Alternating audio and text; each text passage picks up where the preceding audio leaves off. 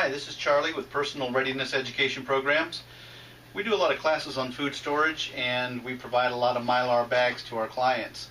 One of the things that we always get a question on is, how do I do this when I get home? And even though we do this in the classroom, sometimes people need a refresher.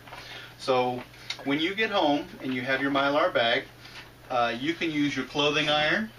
We like to use a postage scale because we like to make everything consistent in weight. Makes it more convenient for later on. We have a straight edge here because when we use a clothing iron, we'll need a surface that we can work with. You can also use a carpenter's level. We also have a 50-pound bag of rice down here on the floor, and we have a scoop. Doesn't matter what size the scoop is. And we have our oxygen absorbers, which are inside this little bag here. We're going to get right into it because this is a refresher video.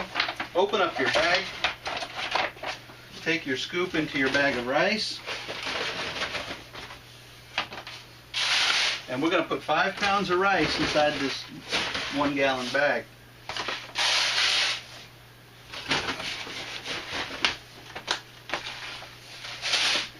Alright, let's see how much we've got. Alright, we need a little bit more.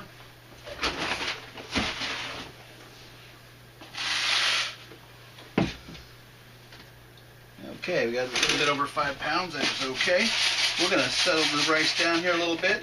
Now you'll notice on our bags, we like to put a shipping label on here with our name, how the food was packaged. In this case, it's oxygen absorber, and we use the instructions on how to reconstitute or how to cook the item that's in these bags, because we do rice, we do beans, we do pastas, all kinds of dry goods, and you don't want to try to remember that later on.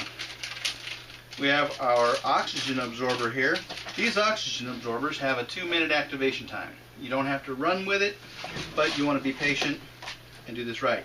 If it's nice and soft, that indicates that this is still fresh.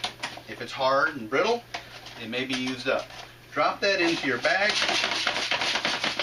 Settle this down a little bit. Now with these really heavy bags, because we don't use the little thin ones here like you see on the internet, you want to pull these apart and fold this over. Okay. Now what we've done now is we've removed all the excess air. You do not need to put these into a food saver. You do not need to put them in any kind of vacuum sealer. It doesn't work. You're going to pull them down too much. The oxygen absorber will digest them down just fine. Now holding it down like this, we're going to use our straight edge and our clothing iron, which is preheated to the hottest setting it can go. And then we're just going to set that clothing iron right down flat on our straight edge. 1002, 1003, 1004. Looks like we have a good seal. Now we left a little bit not done yet. Now the reason for that is so we have time to ask ourselves, did we put the O2 absorber in? If we did, and we squeeze the air out, let's go right on over here and do it again. 1002, 1003, 1004. And don't worry, it won't stick to these. These bags will not stick to Mom's nice iron. Alright, we've got a nice seal on here now. Now, what we got here is a big bulky bag. What we want is it to come out vacuum sealed like we do with all the rest of them. Take a nice smooth surface, give yourself a popcorn shake. Don't do this on a rough surface because we don't want the abrasions to wear holes in your bag.